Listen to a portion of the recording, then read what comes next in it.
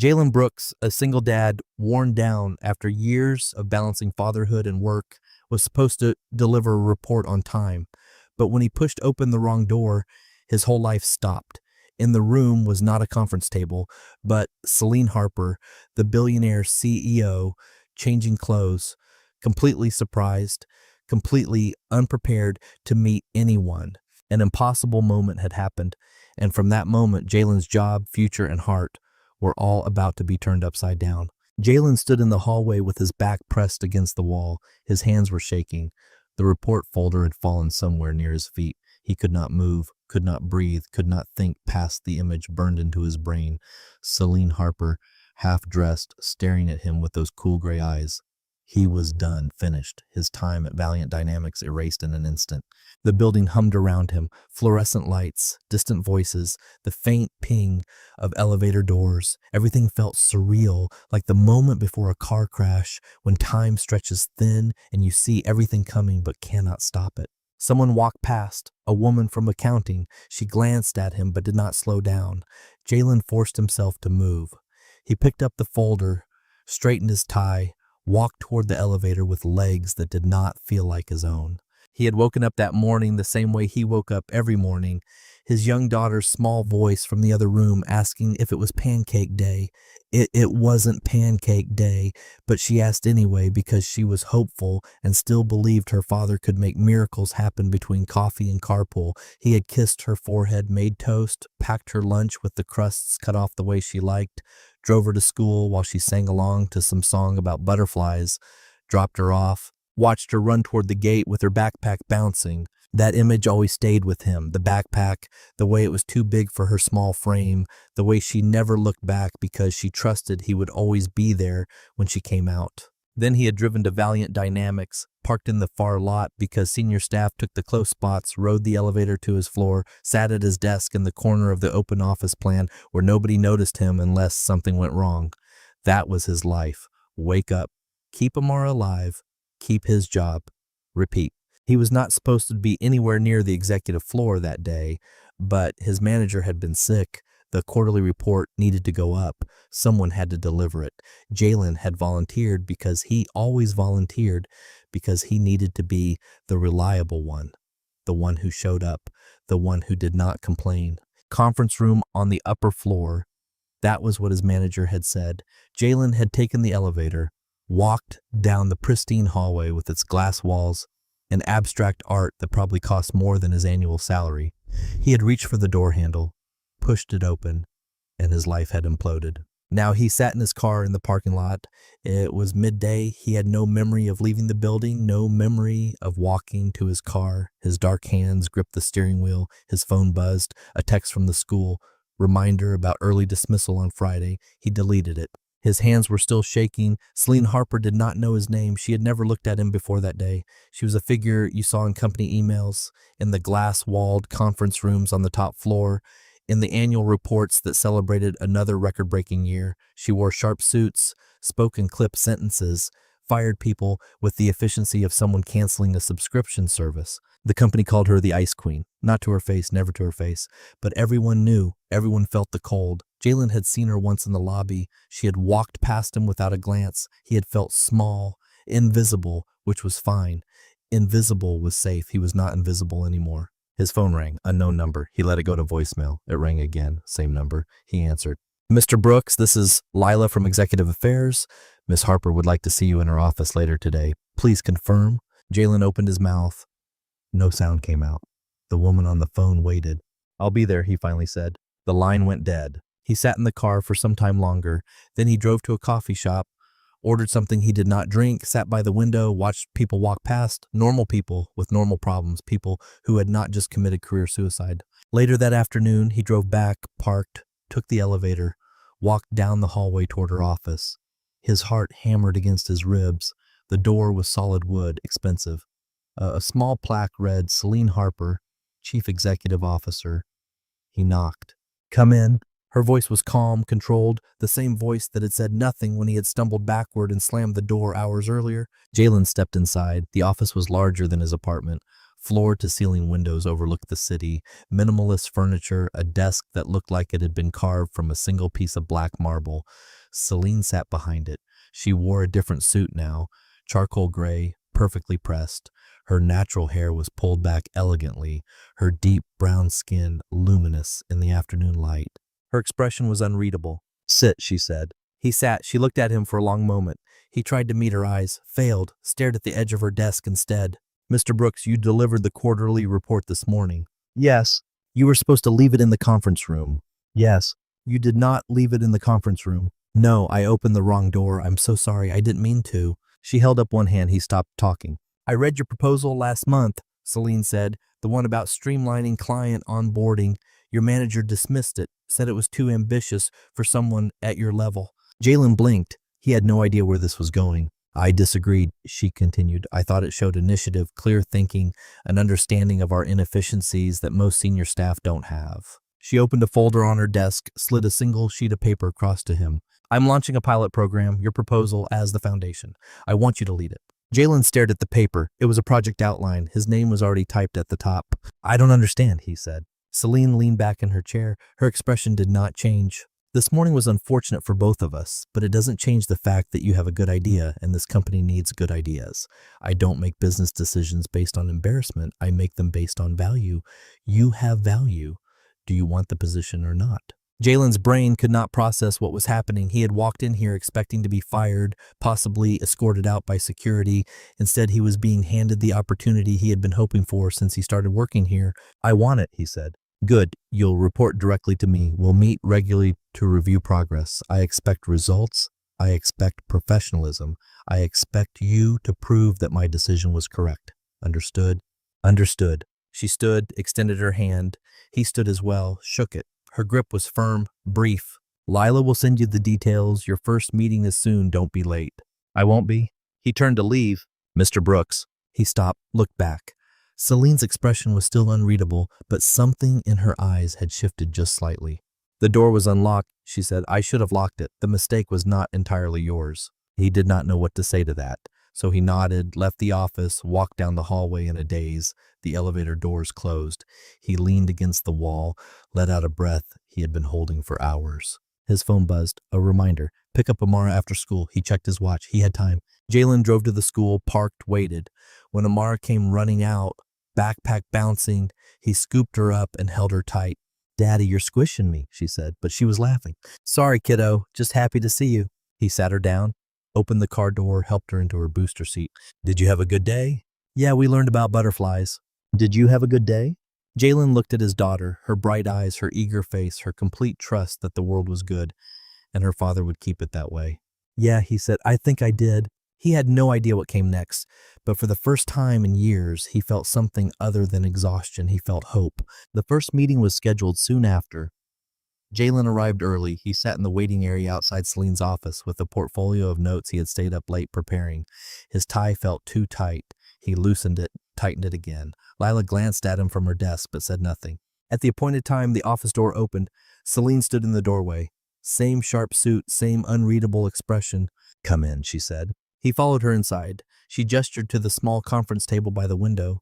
He sat. She sat across from him. "Walk me through your implementation strategy," Celine said. Jalen opened his portfolio, began talking.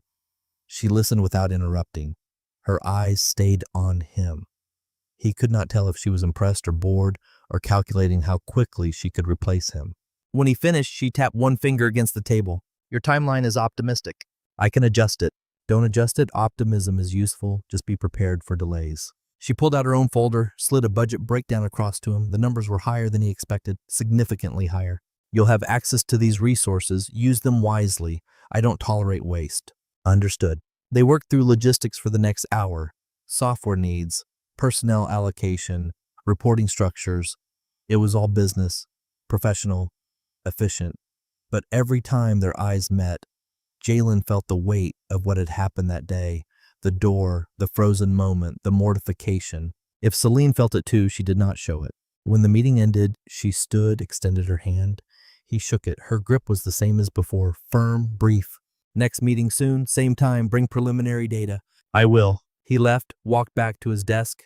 His coworker Jamal leaned over the partition. Heard you got a promotion working directly with Harper now. Something like that. Jamal whistled low. Rather you than me. That woman doesn't smile ever. Good luck, man. Jalen did not respond. He opened his laptop and got to work. The meetings continued. Professional, focused. No mention of that day. As the weeks passed, Jalen had stopped checking his tie every few minutes, stopped rehearsing his updates in the elevator. Celine was demanding, but fair. She asked hard questions, expected clear answers, but she also listened, actually listened, which was more than most executives did. During one of their meetings, something shifted. Jalen was explaining a bottleneck in the client intake process when Celine's phone buzzed. She glanced at it, frowned, silenced it. 2 minutes later, it buzzed again. She ignored it. Continue, she said. He continued. The phone buzzed a third time. Celine picked it up, read the message. Her jaw tightened. Excuse me. She stood, walked to the window, answered the call. Mother, I told you I'm in a meeting. No, I'm not coming to the gala. We discussed this because I have a company to run. Goodbye. She ended the call, stood there for a moment with her back to him. When she turned around, her expression was smooth again, controlled, but Jalen had seen the crack just for a second. Where were we? She asked. The intake process. They finished the meeting, but something had changed. She was not just the ice queen anymore. She was a person with a mother who called during work hours, with a life outside these glass walls. The next meeting, Celine asked about his daughter. It was casual, a throwaway question at the end of their discussion. How old is your daughter? Jalen looked up from his notes. 6. Her name is Amara. Childcare must be difficult with this schedule. I manage. My neighbor helps when I work late. Celine nodded, did not elaborate, but the fact that she asked at all felt significant. Over time, they had fallen into a rhythm. Meetings were still professional, but the edges had softened. Celine made a dry joke about corporate bureaucracy. Jalen laughed. She almost smiled. Almost. One afternoon, they ended a meeting early. Jalen stood to leave. Celine glanced at her watch. Have you had lunch? He had not. No. There's a decent place 2 blocks down. We can continue the discussion there. It was not an invitation. It was an extension of the meeting. That was what Jalen told himself as they rode the elevator down together, as they walked side by side through the lobby, as they sat across from each other in a quiet bistro where the tables had actual tablecloths and the menu did not list prices. They talked about the project, market trends, competitor analysis.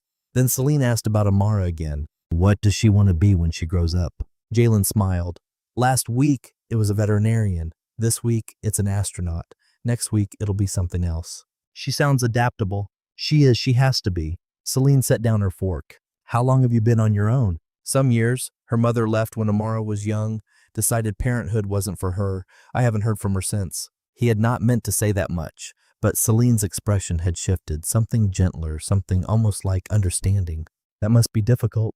It is, but Amara is worth it. She's the only thing that makes sense. Celine looked at him for a long moment. Then she picked up her fork again.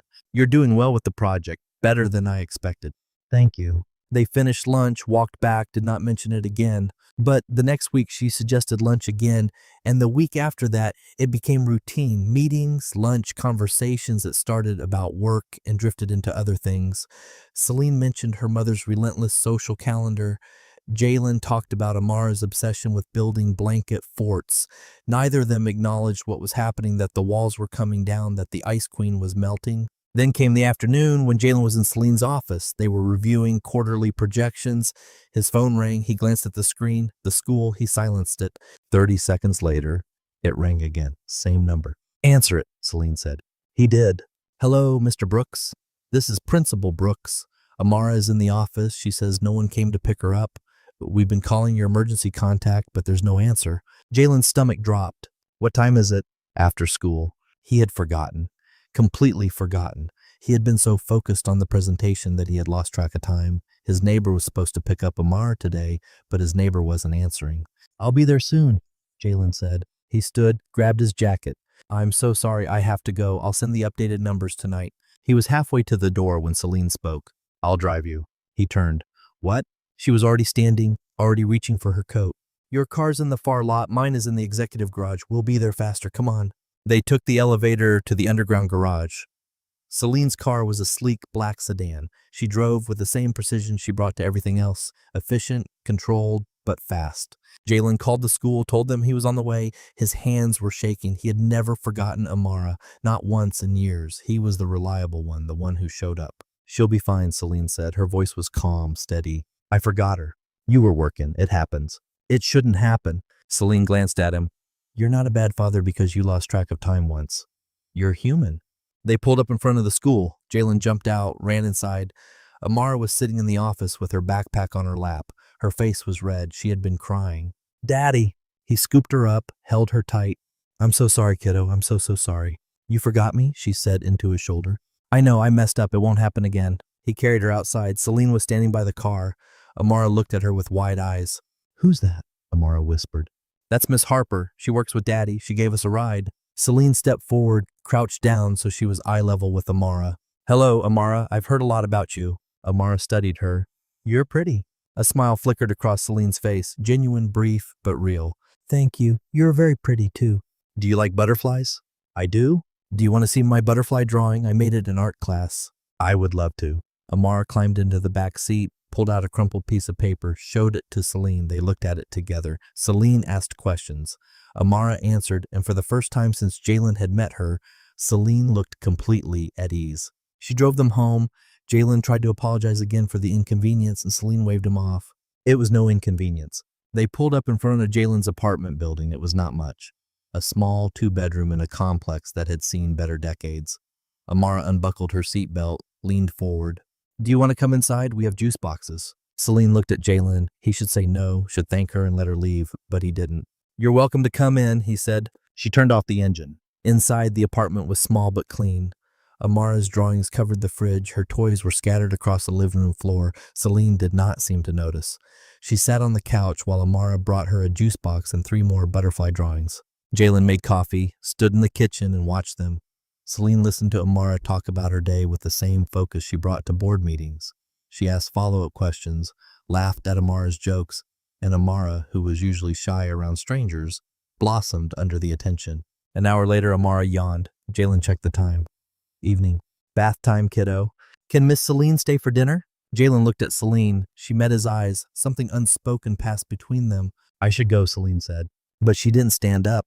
Please stay, Amara said. Daddy makes good spaghetti. Celine smiled. I'm sure he does. She stayed. Jalen cooked. Celine helped Amara set the table. They ate together. The conversation was easy, light. Amara asked Celine about her job. Celine answered in terms a 6-year-old could understand. Amara told stories about school. Celine listened. After dinner, Jalen put Amara to bed.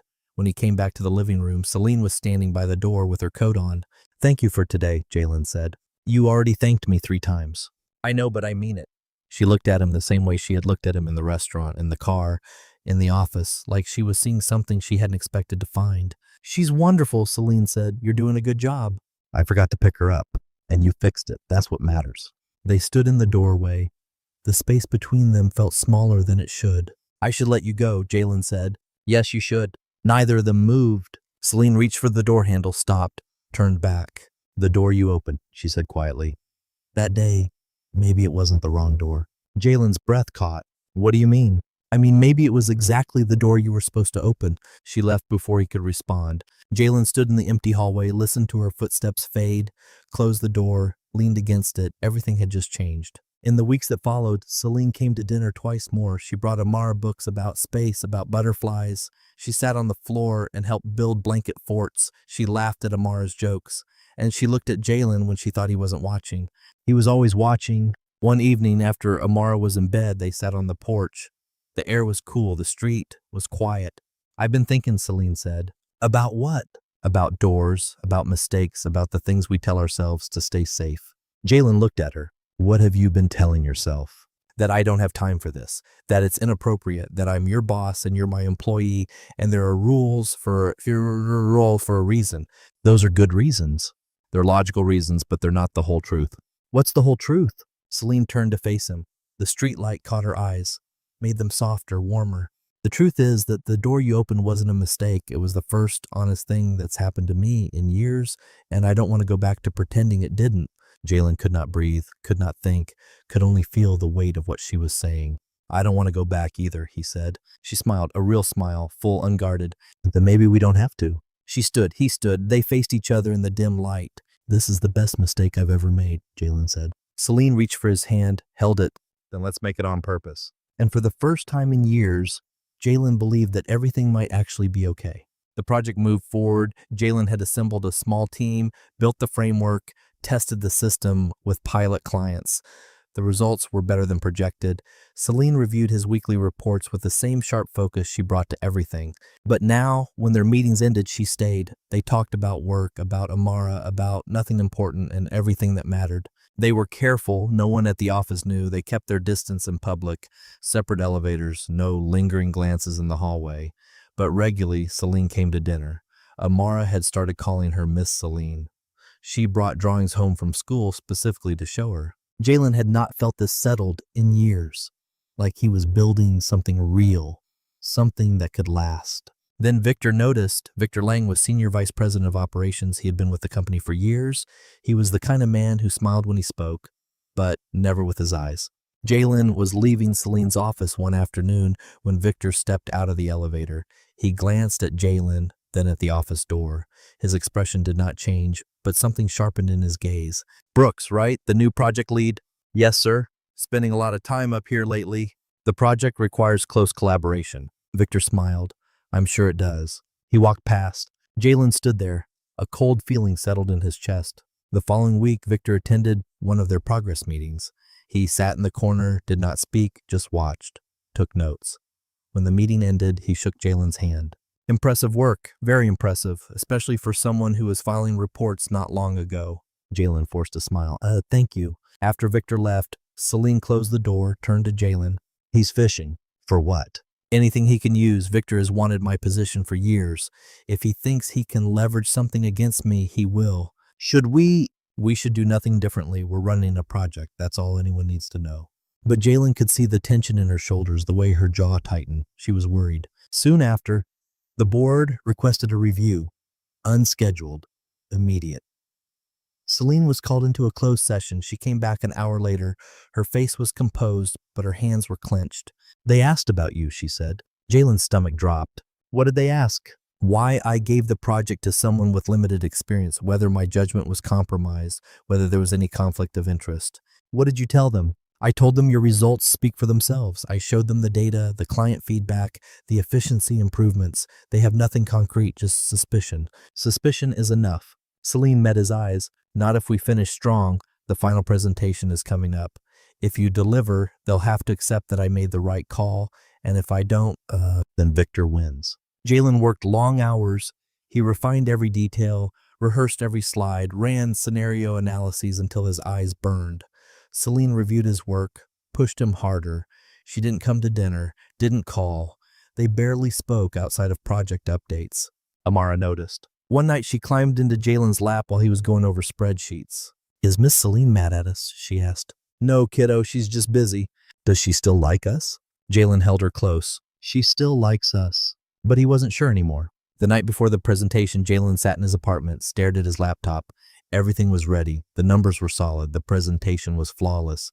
But his hands were shaking. If this failed, he lost the job, lost the opportunity. Celine lost credibility, and whatever they had been building together would collapse under the weight of corporate politics. He thought about calling her, decided against it, went to bed, didn't sleep. The presentation was scheduled for the next morning. Full board attendance. Victor would be there. Jalen arrived early. Celine was already in the conference room. Are you ready? She asked. I think so. Think is not good enough. I'm ready. She nodded. Jalen, regardless of what happens today, you did excellent work. I want you to know that. It sounded like goodbye. Jalen hated it. The board filed in, took their seats. Victor sat directly across from Jalen, smiled that empty smile. Jalen began. He walked them through the entire system, showed the before and after metrics. Client retention had increased significantly. Processing time had dropped substantially. Revenue per client was up. Costs were down. Every projection had been met or exceeded. He answered questions, handled pushback, stayed calm when Victor asked pointed questions about resource allocation. Celine did not intervene, just watched, let him prove himself. When he finished, the room was quiet. The CFO spoke first.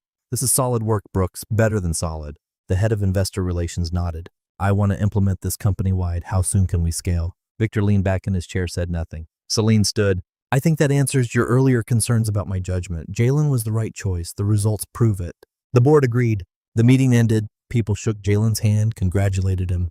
Victor left without a word. When the room emptied, Celine turned to Jalen for the first time in weeks. She smiled. You did it, she said. We did it. No, you did. I just gave you the chance. They stood there. The space between them felt vast. All the things they had not said. I want to do this right, she said. I want to protect you and Amara. I don't want you to lose your job because of me. What are you saying? I'm saying we wait some time. We keep this private. Let the dust settle. And then when the time is right, we stop hiding. Jalen wanted to argue, wanted to say some time was too long, but he understood. She was protecting them, protecting Amara. Some time, he said, and then we build something real. She squeezed his hand. Deal. Sometime later, on a warm evening, Jalen stood on his porch. Amara was beside him. Celine was on her other side, the three of them watching the sunset paint the sky orange and pink and gold. Amara held both their hands. She had been asking all week when Miss Celine was moving in. Jalen had told her soon. Not yet, but soon. Today, Celine had told the board, made it official, weathered the raised eyebrows and the careful questions, stood firm. Now she was here where she had been every weekend for months, where she belonged. I was thinking, Celine said quietly. Jalen looked at her. About what? About building something new. The three of us, if you're willing. Amara looked up. Does that mean you're staying? Celine crouched down, met her eyes. If you want me to, I want you to. Forever. Celine's smile was soft, genuine, the walls completely gone. Forever sounds perfect. She stood, looked at Jalen. He reached for her hand. Together, he said. Together, she agreed. And for the first time since that door opened, since that impossible moment that should have ruined everything, Jalen felt complete. They had built something real, something that mattered, something worth every risk. The sun dipped below the horizon, the three of them stood together, and nobody wanted to go back to the way things were before.